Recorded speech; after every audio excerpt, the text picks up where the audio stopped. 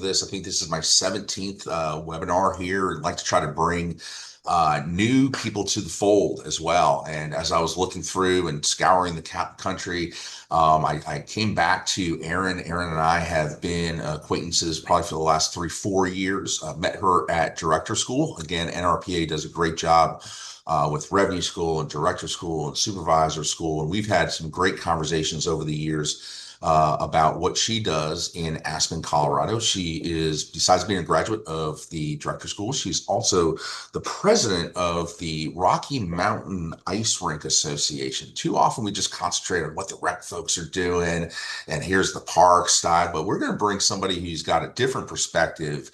One being from a smaller community, but also from quote unquote, we'll say a non-traditional facility, and how she uses data in her facilities and services and try to make the decisions on behalf of her residents. So let's turn it over to Erin, and we'll go from there. Erin, introduce yourself. Hi, everyone. I'm Erin Hutchings. Yep, I've been up here working with the city of Aspen for about 23 years, and so I've been here quite a long time. We are a small community with, some seasonal influences during the ski season. And so, yep, I am deeply rooted in work with our ice rinks as well as our aquatic center and some other areas in recreation facility operations and management. And so I have a big background in that. I have a master's in public administration and a whole load of certifications that are industry specific. But we're going to talk about how we use data here with my organization, and just how data kind of flows with business in general, because I think all of you understand that while we often work municipally or maybe we're part of some district, we receive government funding, but we need to operate like a business, and most businesses know their data. And so we're going to talk a little bit about Netflix, data analytics for personalized recommendations. So many of you, I'm sure, have Netflix accounts. You understand streaming, and you understand that they are recommending things for you to watch based on what you have chosen to watch. So they analyze your subscriber behavior and viewing patterns. They recommend movies and TVs, and this drives 80% of their stream content. So personalization boosts customer retention and company revenue. And we want to look at how Netflix uses this data and then increases business, and how we could maybe apply that to our own work in parks and recreation. That's a great aspect. I will love that aspect of you says personalization boosts customer retention. Actually, I just listened to a podcast on my flight back last night. I was over in Tennessee at their Parks and Recreation conference, and I was talking about the more we can personalize things, the more we're going to increase our sales. It's just a natural thing. How do we personalize the emails? How do we personalize whatever, marketing medium you're doing? Is going to go a long way, because you've got to, my whole adage has always been, you got to cut through the clutter, and personalization does it. And the other thing too, I would say it goes a little bit along this too, is, we're leveraging AI. A lot of us are right now, but how do we make sure it just doesn't look like straight AI on that type of thing? The final point I want to say is one of the things that I've really tried to figure out to do, and I really have not figure this out in my own registration programs. But I like the concept of the personalization, but I also want to go one step further of maybe how do we leverage data? How do we use the data and really recognize the people who are maybe the 100 most important, quote unquote, important people in our organization? And we can take it on two different levels. One level being, hey, listen, who are the 100 biggest spenders in our organization? One parent who does summer camp for all summer could spend a godly amount of money in our organization. But even if you don't want to do it from a spend aspect, you can do it just for who registers for the most programs. And you start doing invites to those 100, and that gets a level of personalization to the next level that I don't think we've seen in Parks and Recreation. But it also goes into a lot of other different levels of affiliation with organizations, and really that you, as a Parks and Recreation agency who is identifying the 100 most important consumers in your organization values them and also recognizes them. And that's really what personalization comes to. And yes, John, the deck will be up in about 2 or 3 days. Erin, you got a Yeah, sailing program there. You got some beautiful lakes up there. we do. We have a sailing program. So we did have a sailing Oh, we program. did. Oh, that's the we're going. Oh, so we're going to be using data to kill So something, we'll huh? get there. We'll Oh, understand how we okay. get to the sailing program. But we're going to talk about the sunset of our sailing program. We had a sailing program for many, many years. That photograph is on Root Eye Reservoir with our kids that are out there sailing. And so this program is, again, very far away from the core of our facilities. So it requires transportation. Uh, it requires, childcare essentially from location to location. It's quite an expensive program for a small town to run. If we go to the next slide. Right. So the Aspen Recreation Department has a council expectation that we meet a 50% subsidy, meaning that 50% of our revenue has to cover our annual expenditure budget. The sailing program, like I said, it requires boats, it requires safety craft, staff, federal licensing. We actually have to get a license through the United States Forest Service. It's on a very remote location. Instructors have to have certain certifications that can be costly to maintain. Pretty low enrollment and low reach by the end of this program, only 10 kids per session per summer. The mayor at the time had participated in the program when he was a child, and he was really passionate that we keep this program going. And yet we still have this subsidy expectation, which we had not met in over 4 years. Well, I've got like three or four, two, at least two comments. Who knows if I'll go into three or four different comments with the way what I speak, but this whole thing about a cost recovery goal, and I love the concept of the cost recovery goal. And guess what? Not everybody has to be 100%. Okay. Let's just make sure we are aware of that. But one of the biggest things that I believe cost recovery goals do is force you to review the data and analyze the data to make sure your programs and services are actually relevant to your community. And that's a huge use of the data that we have there.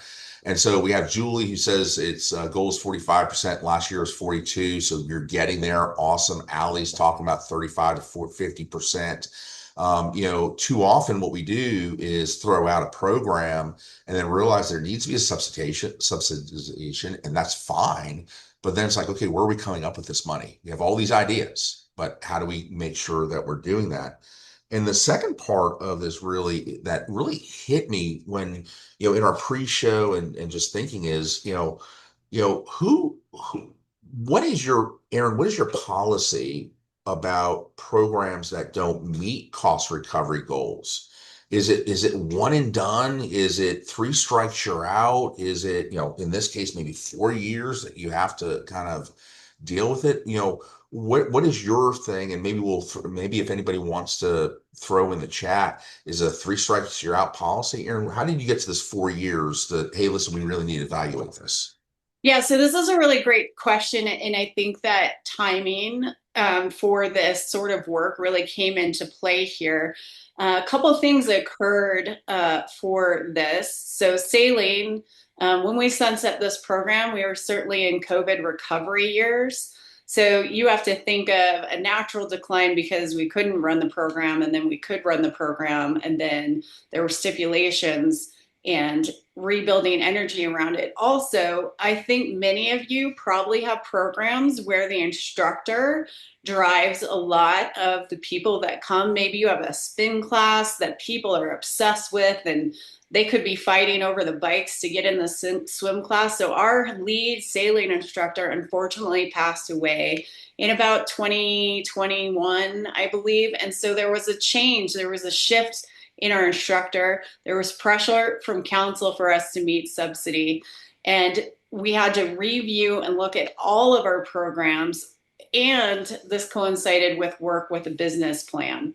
And so we really had to line out what was important and what things were just sucking up so much resource, and we could reallocate that resource where it has bigger impacts. So one of the comments on the slide is 10 kids per session in 2 sessions. So that's 20 kids who get to do this program. That's not a very large impact program when you're looking at reach and recreation. So that's one of the things that we look at. Is it a 2-strike policy, a 3-strike? I would say we like to give programs at least 2 years before we really sit down and say, okay, is it time to sunset this program or is it time to move on? So I would love to see in the chat if there's 1 or 2 people that actually know when they review their programming as far as the data when they decide to sunset it, or maybe they need to add programming too. And you know what? You came up with something that, I love, but I just never said it that way. Where can we have the most reach in recreation? And so is it 20 per people over here and we're spending X versus using that same X and now we might be able to impact 30, 40, 50, 60. And so that is, again, using the data, using the logic to spread the dollars out to the most people that have the most impact, which is a huge case there. So what else you got on this, the data that mattered? And I'm going to try to respond to Anne Marie's comment, and I want to go from there, but go ahead. Yeah, so the data that came down to was costing data from historical to present, staffing, the cost of the boats, the licenses, all of that stuff increased. And as you guys understand, boats are like fleets of vehicles. They require replacement, and that was written into our capital plan. And so we were at a crossroads of, do we buy a whole set of brand new sailboats and continue a program again with low reach and low cost recovery, or is it time for this program to go on? And it doesn't mean that the program totally dies, but is there a private partnership that could take that program on and alleviate the pressure of the city of Aspen running the program?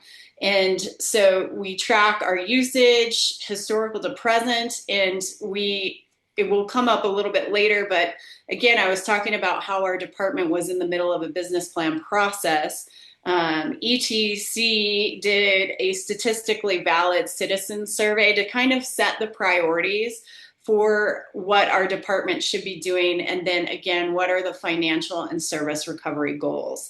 And so that's sort of how we got there. And what we had to do is present this to our council, because again, our mayor is very passionate about this program, and this sailing program went in front of council twice. And you guys might think, oh my gosh, that seems so crazy. Remember how small our community is, and that the political feature of what our departments have, it's like we have big government in a little town, and so they like to get their hands on even the smallest programs sometimes. And so we really had to have the data to help us back up our story and say, you know what, we love the sailing program too, but we don't think we're the person that needs to offer it. And you said something very, very important here is there are other potential methods of operating this program. And so that is a key aspect. Too often in Parks and Recreation, all we do is say, we've got to operate, we've got to own it, we've got to be there. And so you can do a license, you can do a concession, you can do a contract basis, you can do, for whatever it might be, but it's just not a one size fits all aspect of recreation, but you're using that data to say, hey, it might make sense if it meets these requirements to do it for us, or you know what, we could just simply concession it out, license it out, do a 60-40 split, 70-30 split, whatever, and all we're doing is you're taking your registration, we still get a program. So again, there are multiple ways there. Now, Christine talked about it, and this whole discussion is not necessarily a cost recovery discussion, but when you calculate cost recovery, what's included in your budget, facility usage, internal service charges, fully burdened staff, et cetera, really that's part of your policy. And this is the misleading notion with cost recovery is everybody does cost recovery different. Some people will put capital debt service in it. Some people will not. Some people will put the benefits of the staff. Some people will not. And as Christine also said here, but walk me through these numbers, Erin, because this is a good data set for us to really review. Yeah, so really great point there. What you're going to see in this program data set is not the indirect costs. That's not included. That's not the program software fees that we would have to pay. It's not the capital cost of the boats. Yes, there are supplies in there, but that's not the boat cost. That's not what we would consider our capital asset there. This is really just direct service for the program cost. And so you're going to see here from 2013, we had 12 kids for the whole summer. The program went on Tuesday and Thursday all summer long. We were at a 97% direct cost recovery. Again, what directly goes into the program. And when I say indirect costs, I'm not talking about gas for the vehicles. I'm not talking about that. I'm talking about what specifically was the labor cost, what was the stuff we needed up at the lake. That kind of is the numbers that you're going to see here. So we go from 97% cost recovery down to 38 in 2021. And again, 2020, COVID years, I think we all saw that pressure to recover costs. In every probably town government, hopefully was like mine and understood we had a little bit of a hole to climb out of once we got through the dust of COVID. But as of last year, our council was pretty specific with us and really wants us to drive back to a 50% recovery cost. And so when you look at this cost recovery, it's not looking great. And again, low reach. It's just not a lot of kids that we're reaching with this program. And so you're going to see those labor costs. That's part-time labor. Again, supplies, first aid supplies, life jackets, those type of things. And then your full-time labor cost comes in. Again, we had some staff we had that lead instructor who loved the program and really almost volunteered his time for it, who passed away. And then you're going to see that right there, that marker where that staff increase hits, especially in 2020. And that goes back to, okay, and that's what I saw is when, oh my Lord, you nearly doubled your labor costs. My first initial reaction was, okay, Colorado, we've all, during this time period, we're all dealing with minimum wage increases. We're all dealing with maybe livable wage aspects. But you said, okay, the original guy left, and now we're forced with somebody who's maybe is doing this as a business, not as a passion project. And so he wants to get paid, he or she wants to get paid more. Those are the data points that you have to review very, very frequently. And I'm going to make a parallel to this is, when I was younger, I used to operate a restaurant.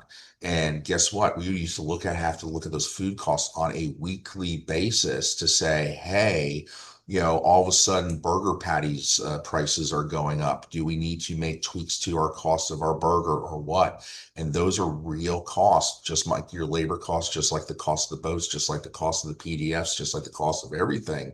It needs to be analyzed more frequently than just, hey, we're going to throw a number out there from that standpoint.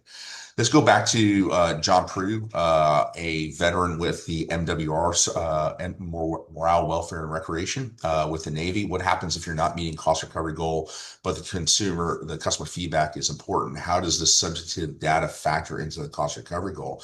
I think that's a very, very valid question, and I'm going to answer this is when I put I've got a bunch of costs, John.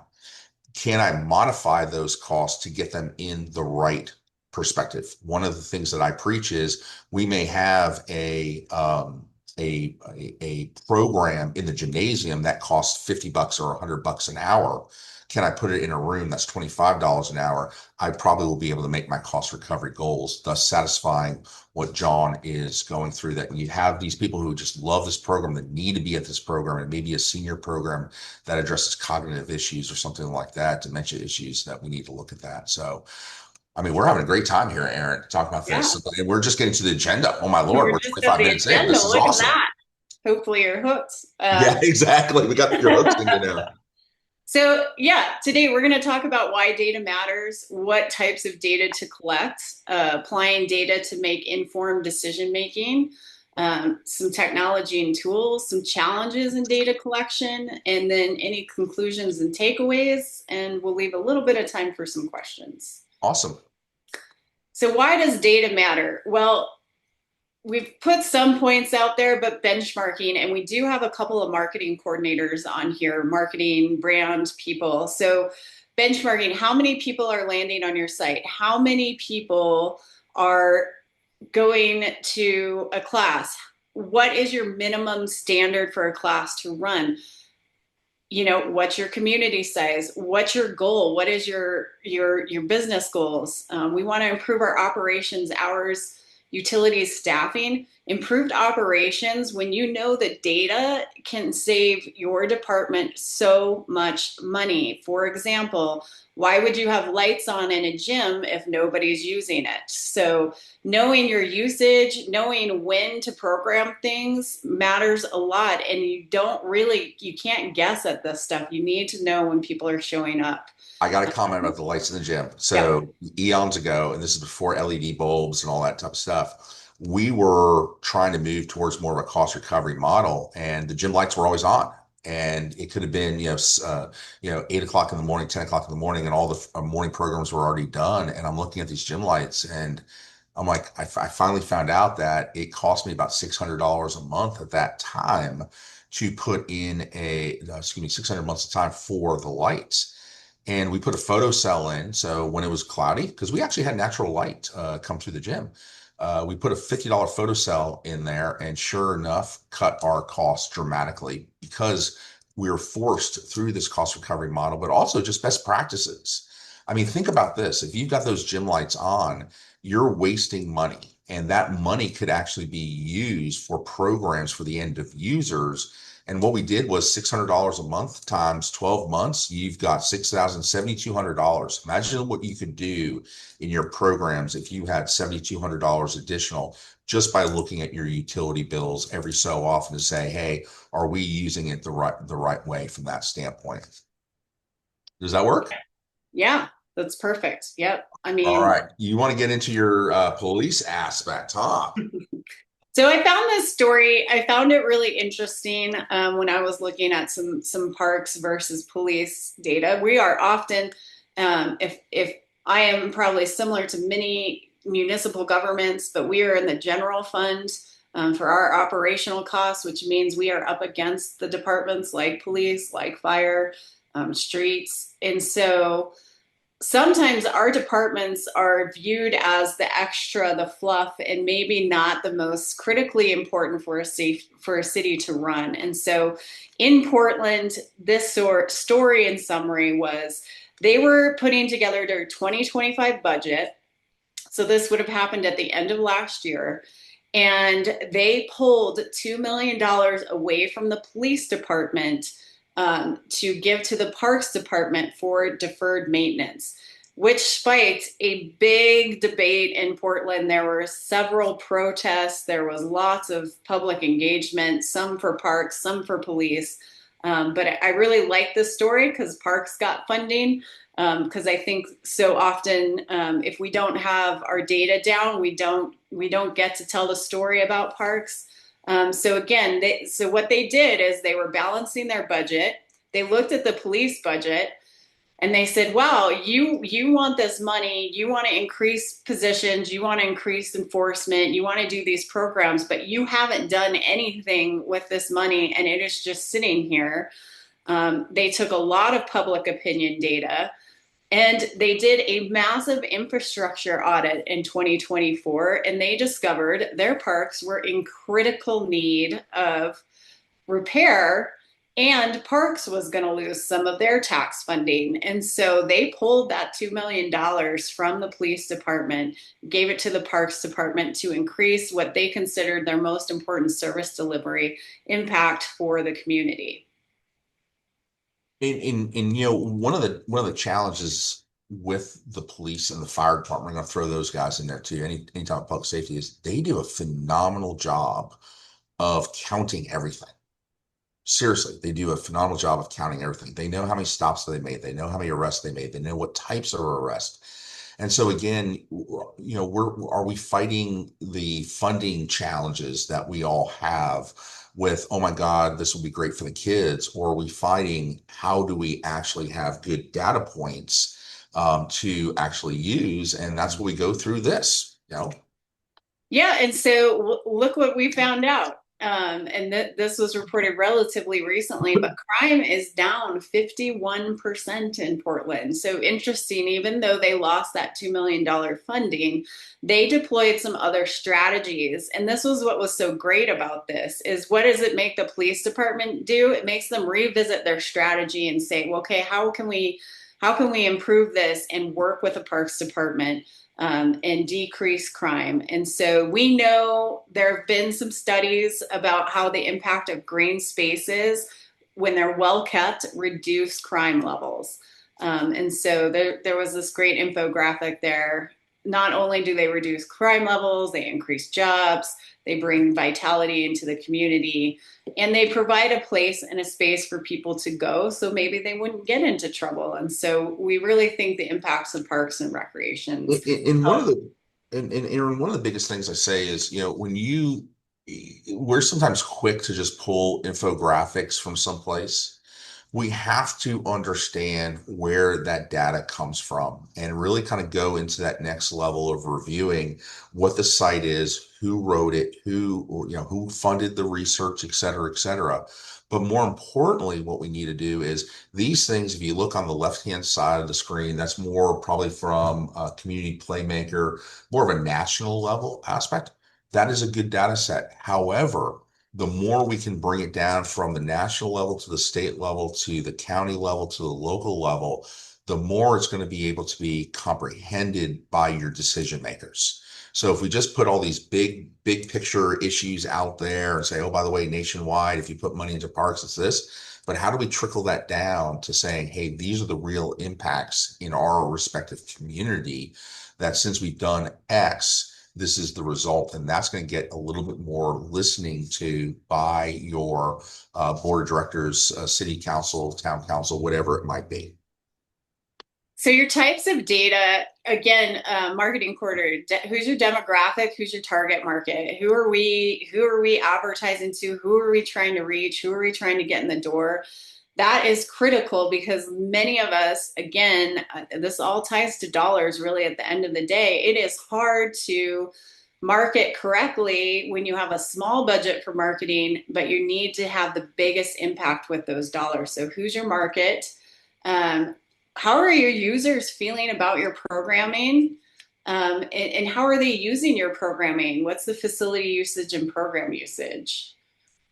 And environmental impact information. What's going on? Are you building a new facility? What's the impact on the environment? Who's around? What are your programs doing?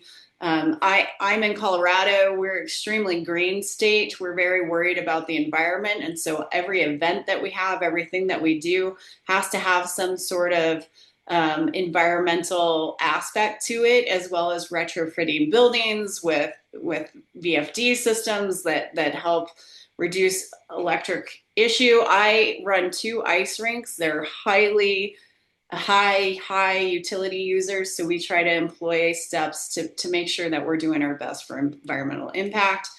What's your direct and indirect costing for the directors in the room, for the people who are in charge of your budget? You have to know your direct and indirect costing. What repairs and maintenance? For us, repair and maintenance management is so important. Also, we like to show how much our engineering team is getting requested to repair things. What is their workload? What is their future workload going to be when the facilities get older? And again, from my lens of ice rinks and pools, these are really corrosive environments. They're very mechanical environments. They're very expensive environments. If we're not doing critical maintenance, and I don't know the data on that, that's going to be a problem. So make sure you know your repair and maintenance costs. Chris has done some great health data to help drive programming. So I'd love for you to talk more about that. Yeah, one of the things that one of the kind of questions that, when how these sessions get developed is I'll throw out to people and say, hey, listen, Erin, can you do the session? She'll type up some stuff and then we'll start working on it. And, I wanted to prove that, our pathway system is part of the health wellness program in our community. And I'm like, okay, where do I go for this data? And that's where I kind of threw this question is, hey guys, where do you get this data from? And the important aspect is the fact that most of this data is pretty much available to you for free. You just need to find it. Now, not statistically valid surveys about recreational usage, but health data is important as well. And so I made a call to this guy and I said, hey, listen, I'm searching for this. He goes, oh, we did a study 5 years ago about that and blah, blah, blah, blah, blah. And you know what? They identified that in our community, not necessarily because of the pathways, but maybe, ancillary related to it, is that our community has like a 12% lower diabetes rate and a 4 to 5% lower high blood pressure rate, two of the biggest issues in our society from a health standpoint. And that is something that I'm going to advertise about what we do, how we do, why we do the pathway system. That's one of the reasons why we have the pathway system. We can even go from the standpoint of, we look at some of the things that I want to look at too is Google Trends. How many of you guys are familiar with Google Trends? There is, for example, if somebody comes to you and says, hey, listen, I want a square dancing program in our community, and you start analyzing this, how do you know square dancing is even kind of needed in your community or wanted or desired? Well, you can actually go to Google Trends and put in square dancing, and it will give you a search term and find out how many different people in your area, in your state, in your county perspective are actually searching for square dancing. And so if nobody's searching for square dancing, it might not be a viable program. Might it be needed by that one person? Might there be other outlets for that in other areas? Yes, yes, and no. But it's all these different types of sources that we can really use from that standpoint from there. And we're going to go to the demographics. I love demographics. Yeah, so this is just pulled again. So I just used a general city data research here. I like city data. Actually, like when I travel to cities, I look at city data all the time. But so here we are, Aspen, Colorado. You really have to get a life, Aaron, if you're just looking at demographic data of cities Well, and visits. you can only do so much, I guess. But yeah, 50%, 57% adults, 24% seniors, 24% youth. There's about 7,400 residents that live here annually, year round. I hate to draw attention to the income, but the really the midpoint of income in Aspen's probably a little bit higher than most places. Our cost to live here is quite expensive, so you're going to see some higher income rates there. But yes, this Yeah, is a I, free search. this is Aspen, and so the question that I'm asking, the group as well as Aaron is, too often we see these types of what I'm going to call initial data review, and so the question I'm really asking is, does this pose more questions than it really answers? Because there's so much more in our communities. We really have to take the next step of, hey, listen, okay, what does income distribution really mean? Hey, what is the population? What is the population made up of? And we've got to go to those next levels, which Erin is a great professional, and that's what she did. So again, Aspen's population features a broad range from youth to seniors. Significant amount of residents are adults aged 25 to 44 years old. Growing population of older adults in the community of 65 and above. Youth and family demographics influence park and recreation programs quite a bit. But age distribution data is critical for designing age appropriate facilities. Can you go into what does that last bullet really mean? So if I have a growing population of seniors and most of my population is adults, and the smallest population is youth, perhaps I need to look at facility design and or expansion or change or remodel that focuses on an aging population and or an adult population, and maybe the emphasis isn't so high on youth and youth programming. Okay, so you're almost in opposite in many of the traditional thought processes of that. Hey, listen, we're here to serve youth and seniors. Okay, but what I'm hearing is through this data analysis. Hey, listen, we got to get our stuff correct on what this potentially 25 to 44-year-old population, and of course 44 to 65, and then 65 over as a primary use of that data. So with 7,400 residents, growth's been pretty steady. Obviously, we have pretty significant seasonal fluctuations due to tourism and when the resorts are open. Um, it's a mix of full-time and seasonal workers. Understanding our size and resources and facility planning, population data supports targeted community outreach and services. And I did put the Google Trends in there. I love, Chris brought this to me. I haven't used this very much, but I did play with it a little bit and I love it. I think it's so cool to see what are people doing in your community and then how can you tie in with that. Yeah, one of the, I was even playing with Pokemon Go one time to see if Pokemon Go is still active, and in certain parts of our community or United States, it's very, very active here. So you got some data. You got a data set here, huh? Yeah, sure. Throwing some more data at you.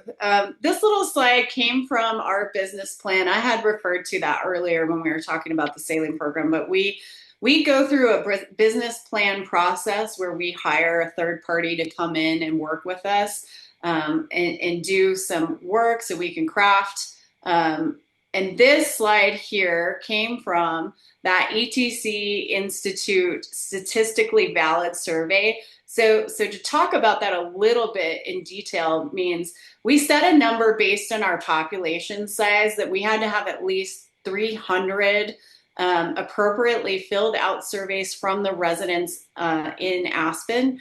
And this company makes sure that we hit those data set point questions. One of the questions we asked are what programs and services would you like our department to be involved in?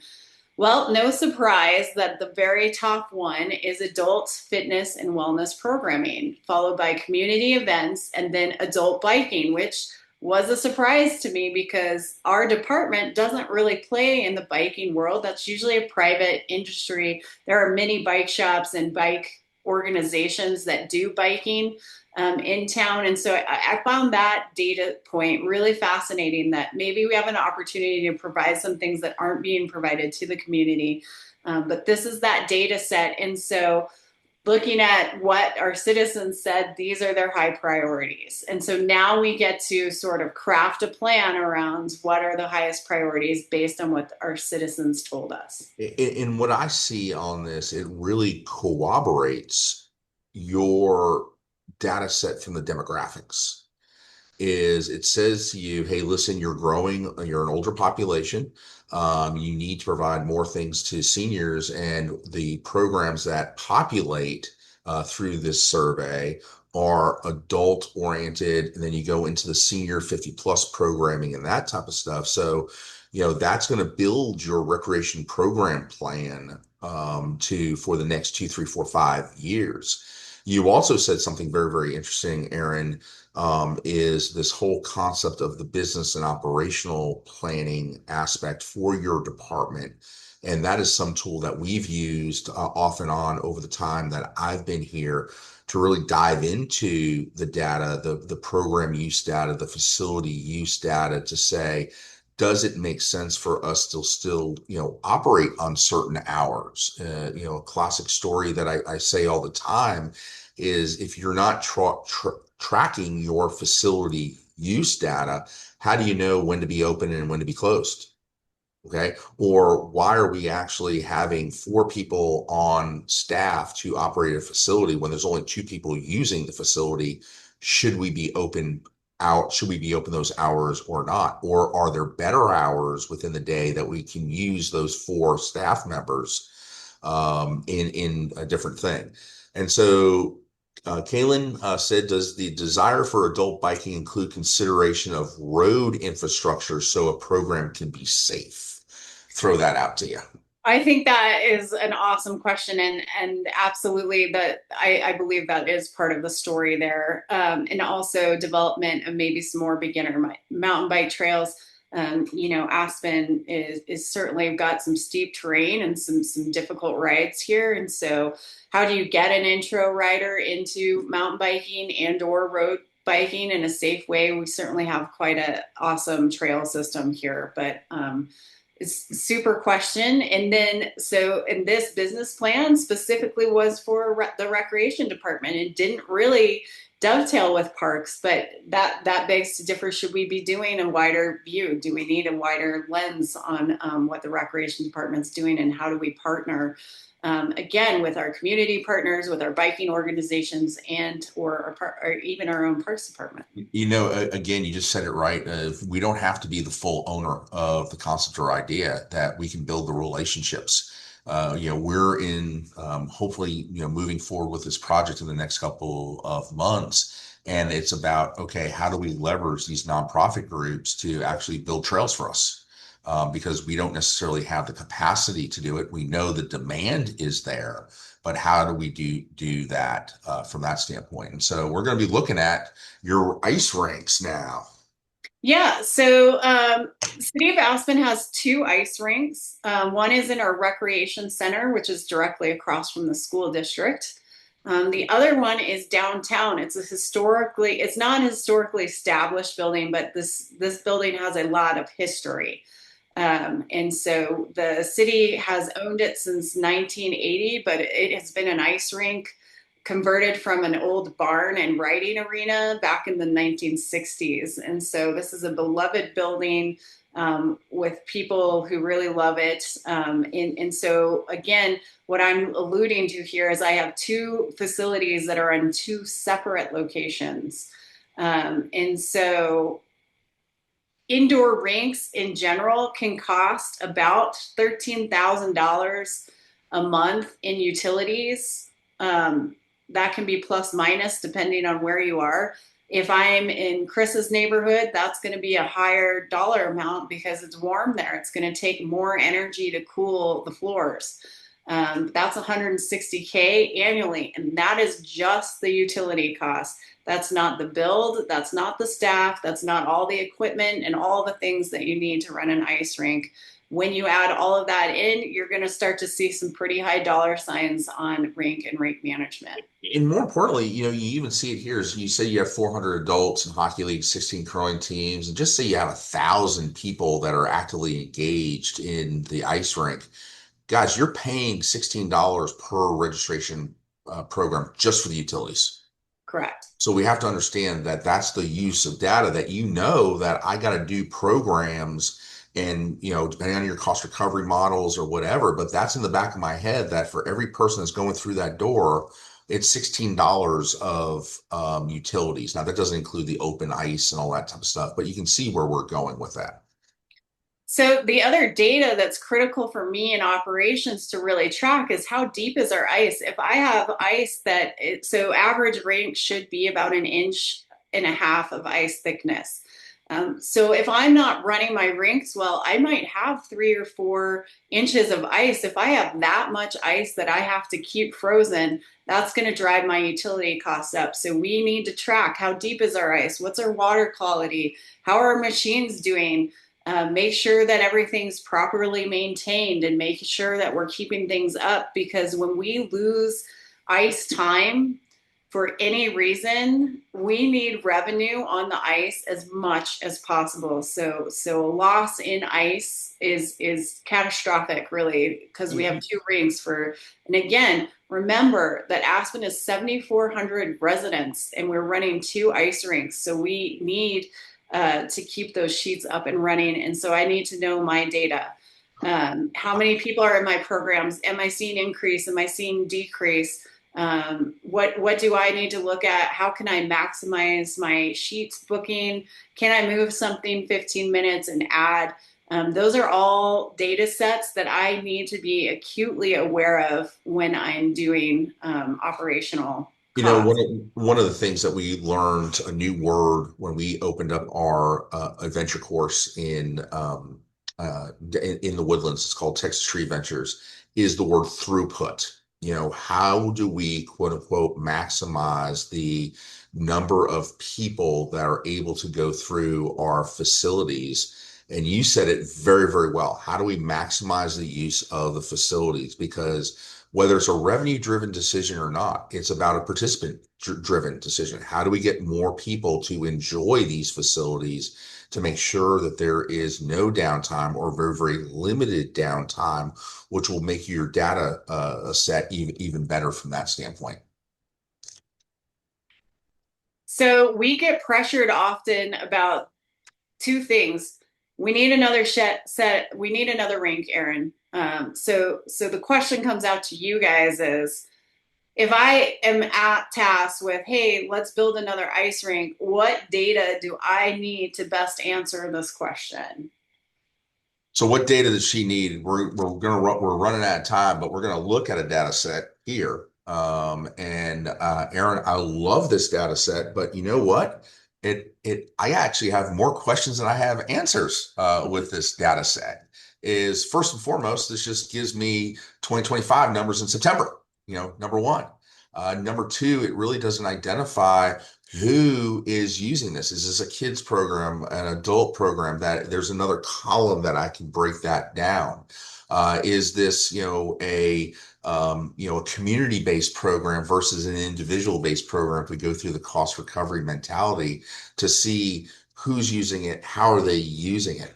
You've got great data, there's no question, but we've got to always go to that next level, that next level, that next level of mixing and matching that data to answer the questions that we have about what is going on.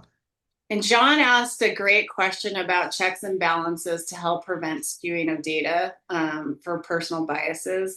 I think that's so important. And I'll tell you, just even going through public administration, I am here to serve as the elected direct. And so I might be highly passionate about hockey and I would love to operate another sheet of ice, but I don't operate that way at work. And so if you're in a leadership role, I highly recommend that you balance what your personal bias is into listening to the data and how not to skew the data. That's really important. So again, I talked about ETC.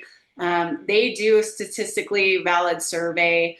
They make sure we don't have data flaws. And because you use a third party provider in this set of data, you can help eliminate some of that bias and skew there. So that is a really important question. We talk about the process, who's responsible for the data, what needs collecting, does the data tell us, report on the data, create a plan, how do we do it, what happens after we take action. So you can boil this down to the program level. I added a document that we use in recreation here for our program coordinator level. And so this isn't really filled out, but let's say I'm going to start a swimming 101 program. We're going to ask the basic, where is it going to be? Who's the age range? What type of class? How much are you going to charge for it? What do you need? What's the program description? And I had to put this on 2 slides. So let's go to that next slide. What's the historical data on it?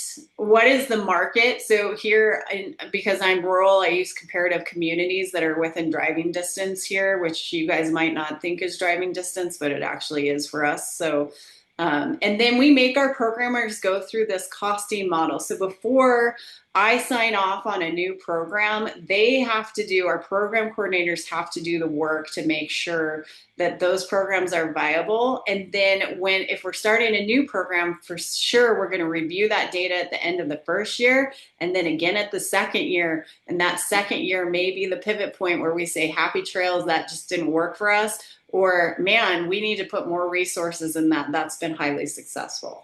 I love how you never say we're going to kill a program. You say happy trails to a program, you say sunset to a program, et cetera, et cetera. Yeah, common challenges in data collection.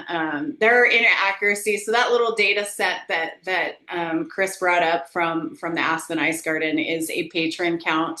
It's in a software called DigiQuatics we actually use for the entire facility, but that software came mostly for pool management. So much room for error in there, right? We have a human being counting at whatever time they feel like they should count at, and you get one collection of data. And so it's not great, but it is helpful, and it does help us track. We have some clubs and some user groups who have minimally used their time, and a lot of these groups get pretty high dollar in-kind grants, and so we need to pay attention to who's on the ice and who and how they're using it, and so we can be equitable when we're delivering grants. Additional data collection challenges. Yeah, maintaining privacy and compliance is essential to avoid any legal risks. So you can do that often by using a third-party provider. Bias and collection data. Again, check your own bias. Make sure you, again, a third party when you can. And then low response rates can reduce data quality. So make sure you set a standard of minimums that you need to collect when you're collecting data. You got to have a good end from that standpoint to be able to stand behind. There were a couple questions here that I want Yes. to throw with John Prue, again, MWR.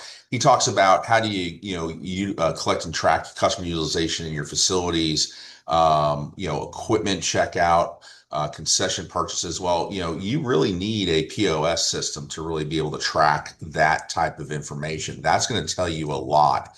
And I would imagine that there's some checkout software, if not just a sheet that you're logging in to say, hey, listen, basketballs were checked out or racquetballs were checked out or whatever it might be to say, hey, listen, we need to invest more in racquetballs or basketballs, or here's the reason why we're spending this much money on that because those basketballs are being used 6, 8, 10 hours a day, as opposed to the racquetballs only being used 1 hour a day. And then you also have something very, very interesting in here is this concept of open space. How do you track that? And John, there's a lot of stuff going on right now. A lot of people are using Placer AI right now. It is expensive. We shied away from that because we honestly didn't want to put that much money into it. We're using a city data AI, but still, we're still trying to work through what are those numbers really telling us. And it uses a cell phone data to say, okay, this cell phone crossed the geo fence, but what does that cell phone represent, and how many cell phones does it miss? Because that's the end that I'm really looking for. Of Like hey, heat mapping too. there's some heat mapping there, but it's still not telling the full story, is what I'm challenged with. It tells me this cell phone went through, but what if they don't carry a cell phone? Or what if they don't carry a cell phone that's the brand they're not aligned with? Does that make sense? And then the other thing too, John, just very, very simply is, even just very, very simple counter systems I mean, there's some trail counter systems that are very, very inexpensive, some that are very expensive as well. Is there thoughts on smart counters and accuracy of AI? Those are the things I just really kind of mentioned to you as well. You've got to go into the details of how are they counting, who are they counting, and more importantly, who are they not counting, so you really can understand and stand up behind that information when you make a presentation to whatever group you're presenting it to, whether it be your department director, whether it be the city council member, or whatever. And so, Erin, we've got about a minute left. Why don't you finish up with these just key takeaways? Yeah, so obviously data is going to enhance your efficiency, resource allocation, collect diverse types of data. There's so much data you can collect, so make sure you try to pay attention to all those avenues. Take the time to analyze it carefully, but don't get stuck in analysis. Utilize all the technology you can. And for many of you, utilize what's free out there. I understand the cost on stuff. And so even if you start basic with a Microsoft Excel spreadsheet and you do patron counts or whatever you're going to do for checkouts, do that. Um, so make sure that you are making informed decisions to make sure that you're improving your operations and your user satisfaction. And I just realized somebody gave me an email that I needed to answer. So I apologize. Hey guys, it's been a great hour. John, are you back up coming from the Amelia? Yeah, we're at time. This was great. I really liked the examples that Erin provided, especially around the intricacies of analyzing your ice rink. I thought that was very interesting. Also, Google Trends. That's new to me. So Chris, thanks for sharing that one. I hope everyone on the call got a lot of good insight that they can use today. And I know we're at the hour, so thanks everyone, and we'll see you at the next one. Thanks so much. Awesome. Thanks, everyone.